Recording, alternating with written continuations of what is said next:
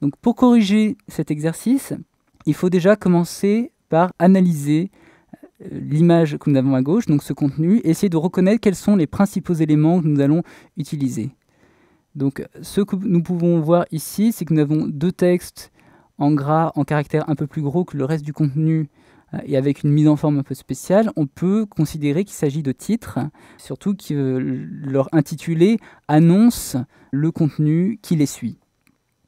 Donc ici, nous ne savons pas exactement à quel niveau nous sommes dans l'architecture de la page.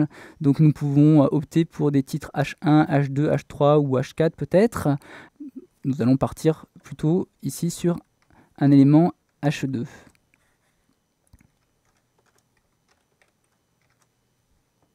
Donc nous avons notre premier titre qui est Lumière sur et un deuxième titre qui est Le saviez-vous. Dans la première partie, les restes des contenus sont a priori plutôt des paragraphes. Nous allons utiliser des éléments P pour baliser un premier, deuxième, troisième et un quatrième paragraphe dont on remarque qu'il a une mise en forme un peu spéciale et nous reviendrons sur cet élément un peu plus tard.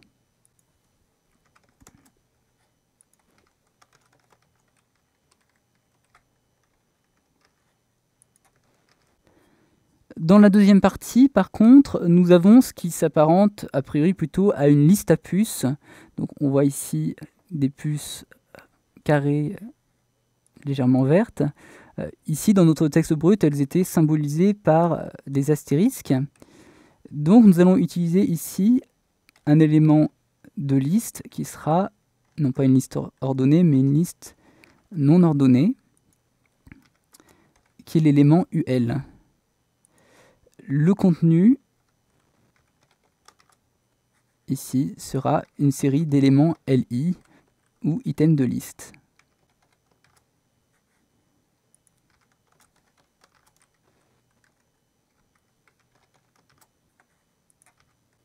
Alors, vous remarquerez que j'ai travaillé pour l'instant directement dans Notepad, dans le bloc-notes de Windows.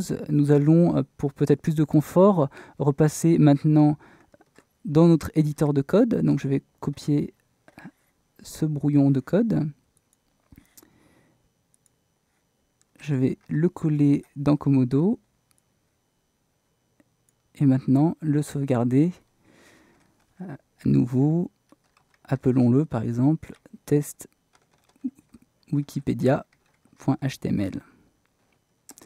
Je sauvegarde ce contenu. Donc une fois que je l'ai sauvegardé avec l'extension HTML, la mise en forme du code, la correction syntaxique du code est activée et je vais pouvoir vérifier dans Firefox le rendu de mon texte ainsi balisé, qui est donc dans mon dossier exercice, et je visualise maintenant cette page.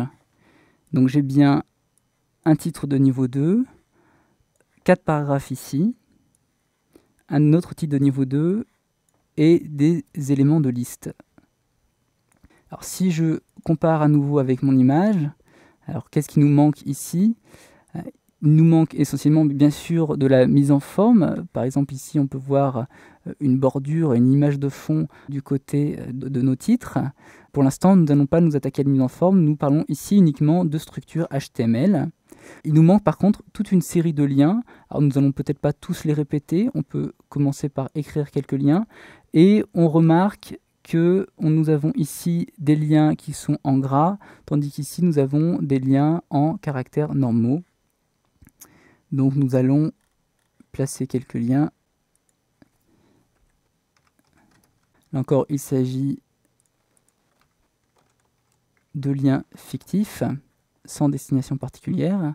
Donc on se rappelle que le premier lien était en gras. C'est-à-dire qu'on cherche à lui donner plus d'importance dans le contenu et nous allons utiliser pour ça l'élément strong qui indique une emphase forte. Nous avions par contre un lien sur le mot Allemagne qui lui n'avait pas d'emphase particulière. Donc, voici ces deux premiers liens. Donc si on regarde à nouveau notre aperçu, on constate qu'on a un certain nombre d'autres liens, dont peut-être pas tous les coder manuellement, cela nous prendrait peut-être un peu trop de temps. Nous allons plutôt, pour finir cet exercice, nous occuper de notre paragraphe lire l'article, dont on peut voir sur notre page qu'il a une mise en forme particulière.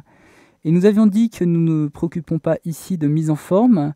Donc ce que nous allons faire en HTML, c'est préparer cette mise en forme en identifiant ce paragraphe comme ayant un statut spécial par rapport aux autres paragraphes de texte simples qui le précèdent.